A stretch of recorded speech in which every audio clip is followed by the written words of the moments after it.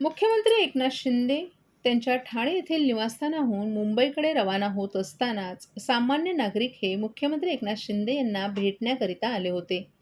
दरम्यान नवरात्र उत्सवामध्ये आमच्या इथे तुम्ही भेट दिली नाही, परंतु आता आमच्यासोबत एक फोटो काढावा लागेल असं सांगत त्यांनी मुख्यमंत्र्यांना अडवलं. याचवेळी मुख्यमंत्री एकनाथ शिंदे यांनी मोठ्या मनानं त्यांचा तापा थांबवून त्यांच्यासोबत एक फोटो टिपला. दरम्यान हे सर्व सुरू असतानाच मुख्यमंत्री एकनाथ शिंदे यांचे सुरक्षा रक्षक यांनी त्या सामान्य नागरिकाला बाजूला करण्याचा प्रयत्न केला.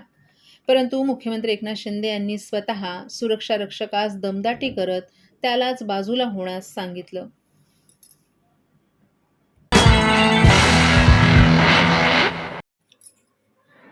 ठाणे जिल्ह्यातील सर्व विभागांनी जलशक्ती अभियानाअंतर्गत उत्तम काम केलं असून यापुढेही असंच काम सुरू ठेवावे असं प्रशंसोद्गार राष्ट्रीय नीती आयोगाच्या सदस्या जागृती सिंघला यांनी ठाण्यात बोलताना काढलेत. केंद्र शासन पुरस्कृत जलशक्ती अभियान 2022-23 कार्यक्रमाअंतर्गत ठाणे जिल्ह्यातील जलसंधारणाच्या कामांची पाहणी करण्याकरिता तसंच जलशक्ती अभियान आणि राष्ट्रीय जल मिशनच्या कामांचा आढावा घेण्यासाठी जागृती सिंघला या 2 दिवस ठाणे जिल्हा दौऱ्यावर आहेत. त्यांचं जिल्हाधिकारी अशोक शृंगारे यांनी जिल्हाधिकारी कार्यालयातील समिती सभागृहात आज झालेल्या बैठकीत पुष्पगुच्छ देऊन स्वागत केलं. सिंघला यांच्यासह उपस्थित असलेल्या केंद्रीय भूजल बोर्डाच्या शास्त्रज्ञ तथा तांत्रिक अधिकारी वैष्णवी परिहार यांचंही स्वागत पुष्पगुच्छ देऊन ठाणे जिल्हा परिषदेचे मुख्य कार्यकारी अधिकारी मनोज जिंदल यांनी केलं. यावेळी जिल्हा परिषदेच्या अतिरिक्त मुख्य कार्यकारी अधिकारी डॉक्टर रुपाली सातपुते, उपजिल्हाधिकारी दीपक चव्हाण यांच्यासह विविध विभागांचे अधिकारीही उपस्थित होते. ठाणे जिल्ह्यात जलशक्ती या अभियानाअंतर्गत सर्व विभागांनी चांगलं काम केल्याचं दिसून आलं असून यापुढे देखील हे काम अधिक विस्तारानं अधिकाधिक चांगल्या प्रकारे कसं करता येईल यासाठी सर्वांनी प्रयत्नशील राहावं असं आवाहन सिंघला यांनी केले. या बैठकीच्या सुरुवातीस सिंघला यांचं स्वागत करून जिल्हाधिकारी शृंगारे यांनी जिल्ह्यात झालेल्या जलसंधारण कामांची संगणकीय सादरीकरणाद्वारे सविस्तर माहिती सादर केली. याचबरोबर त्यांनी जिल्ह्याची लोकसंख्या, भौगोलिक परिस्थिती, पर्जन्यमान, वृक्ष लागवड, सिंचन विहिरी, अमृत सरोवर योजनेची करण्यात आलेली कामं याविषयीची देखील माहिती दिली. मुख्य कार्यकारी अधिकारी जिंदल यांनी या अभियानासंदर्भात करण्यात आलेल्या जनजागृती कार्यक्रमांबाबत माहिती दिली. यावेळी जिल्हाधीक्षक कृषी अधिकारी दीपक कुटे यांनी जिल्ह्यातील कृषीविषयक कामं आणि नियोजनाची माहिती दिली, तर उपजिल्हाधिकारी दीपक चव्हाण यांनी जिल्ह्यात मनरेगा योजनेअंतर्गत सुरू असलेल्या विविध कामांविषयीची माहिती दिली. तसंच शेवटी उपस्थितांनी सर्वांचे आभार मानले.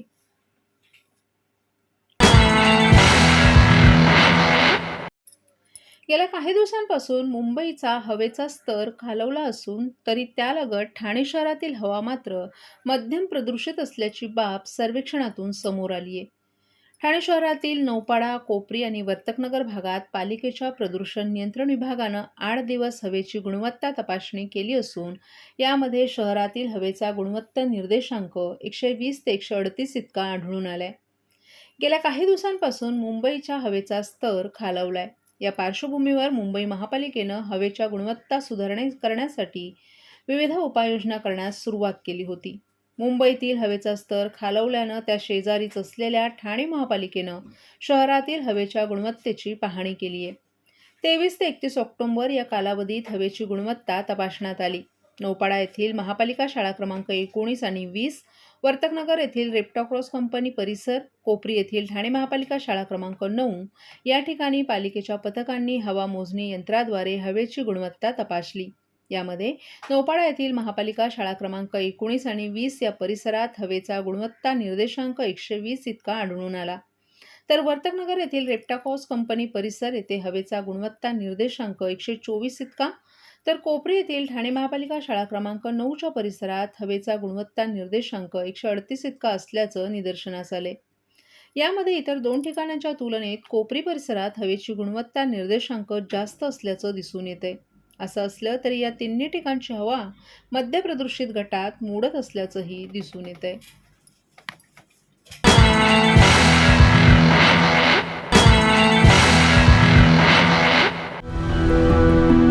मैं घर घर जाके काम करती हूँ। मेरे हस्बैंड ऐसी बेलदारी मजदूरी करते हैं।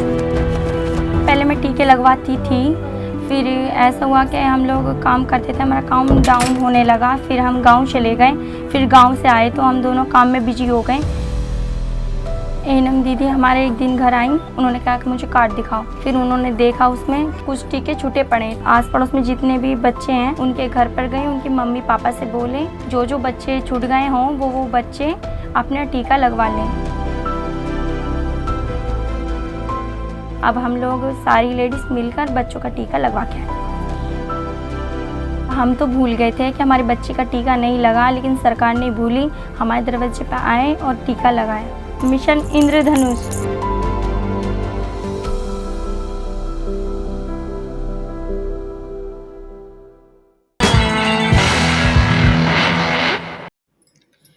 जलशक्ती अभियानांतर्गत सर्व विभागांचं काम उत्तम असून यापुढेही असंच सुरू ठेवण्याची राष्ट्रीय नीती आयोगाच्या सदस्या जागृती सिंघला यांचे उद्गार. उभाटा गटाचा फलक उतरवत मुंब्र्यातील शाखा शिंदे गटाचे माजी नगरसेवक राजन किणी यांनी घेतली ताब्यात आणि मिठाईच्या दुकानातील कर्मचाऱ्यांची क्षयरोगाची चाचणी करत ठाणे महापालिकेच्या अभिनव संकल्पनेला सुरुवात. लोकवस्तीच्या ठिकाणी नव्यानं आरएमसी प्लांट उभारण्यास परवानगी नाकारावी, राष्ट्रवादी काँग्रेसचे महाराष्ट्र प्रदेश प्रवक्ते आनंद परांजपे यांची पालिका आयुक्तांकडे मागणी. ठाणे महापालिका कर्मचाऱ्यांना 25,000 रुपये सानुग्रह अनुदान मिळावं या मागणीसाठी कर्मचारी युनियन आक्रमक. मुंबईच्या धर्तीवर ठाणे महापालिकेनं केली शहरातील 3 ठिकाणांच्या हवेच्या गुणवत्तेची पाहणी. कोपरीतील फटाके मार्केट इतरत्र हलवण्यासाठी कोपरी बचाव समितीची न्यायालयात धाव. मराठा आरक्षणासाठी उपोषणाला बसलेल्या मनोज जरांगे यांच्यानंतर ठाण्यातील साखळी उपोषणही स्थगित. खऱ्या अर्थाने जे नागरिकांची सर्वसामान्य नागरिकांची जी नागरी हिताची कामं असतात की इतर सर्वसामान्यांना जे छोटे मोठे प्रश्न असतात ते सोडवण्याचं काम खऱ्या अर्थाने शाखेतून होतं. ही भावना बाळासाहेब आणि दिघे साहेबांची भावना होती की शाखेतून सर्वसामान्य नागरिकांचं. तुम्हाला सांगतो की दिघे साहेबांनी हेच सांगितलं की शाखा हे माझं घर आहे आणि त्या शाखेच्या माध्यमातून कुठली कामं व्हायला पाहिजे, तर तिथे कुठलंही कमर्शियल काम व्हायला नाही पाहिजे, तिथे कोणत्याही पद्धतीने काय हे व्हायला नाही पाहिजे. तर त्या पद्धतीने या शाखेवरतून ज्या पद्धतीने कामं व्हायला पाहिजे होती ती कामं होत नव्हती. आणि आता परवाच आमची कमिटी झाली म्हणजे शिंदेसाहेबांच्या माध्यमातून त्यांच्या मार्गदर्शनाने डॉक्टर श्रीकांत शिंदे यांच्या मार्गदर्शन गोपाळ लांडगे आले होते आणि त्यांच्या याच्याने ती आमची पदाधिकाऱ्यांची नेमणूक झालेली आहे. आणि ते नेमणूक झाल्यामुळे आम्ही आता शिवसेना शाखा म्हणून ही जी आमची हक्काची शाखा आहे, ही जी आम्ही बनवलेली शाखा आहे ती आम्ही आमच्या ताब्यात घेतलेली आहे. आणि शिंदे आणि खऱ्या अर्थाने आपण पाहिलं तर आज कोर्टाने निर्णय दिल्यानंतर शिवसेनेची जी प्रॉपर्टी होती ती सगळी शिवसेनेची प्रॉपर्टी शिंदेसाहेबांना मिळालेली आहे, शिवसेना शिंदेसाहेबांना मिळाले. त्याच्यामुळे ही शाखा ही शिंदेसाहेबांकडे जाणार. आणि जे मुंबईचे काही उभाटाचे लोक आहे ते दिघे साहेबांचा कधी कुठे फोटो लावत नाही. जे लोक दिघे साहेबांचा सन्मान करत नाही, आम्ही दिघे साहेबांचा सन्मान करणारे दिघे साहेबांचे कार्यकर्ते आहोत. म्हणजे जर दिघे साहेबांचा हे लोक सन्मान करत नसतील तर त्यांना या इथं मुंब्र्यामध्ये म्हणजे या शाखेमध्ये त्यांना कोणतंही स्थान दिलं जाणार नाही आहे.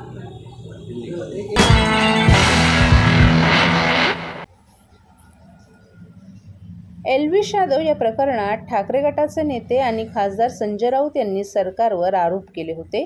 या आरोपांवर शिवसेनेचे आमदार संजय शिरसाट यांनी प्रत्युत्तर दिले. एल्विश यादववर काही लोकांनी आरोप करण्याचा प्रकार केलाय. आपण जर गुन्हेगार असेल तर आपल्यावर कारवाई करा असं स्वतः यादवनं सांगितले. हिंदुत्वावर बोलणारा लोकप्रिय असणारा माणूस त्याच्यावर कुठलेही आरोप करून त्याला कुठल्याही बाबत अडकवायचं हा प्रकार काही लोक करत आहेत असं संजय शिरसाट यांनी सांगितलं. तर संजय राऊत हे स्वतःच नशेत असतात आणि ते अशी विधानं करतात असं सांगत शिरसाट यांनी संजय राऊत यांच्यावर निशाणा साधलाय. तसंच ड्रग्ज माफियांकडून पैसे घेणं ही संजय राऊत यांची दुकानदारी असल्याचं सांगत त्यांनी संजय राऊत यांच्यावर सडकून टीका केली आहे.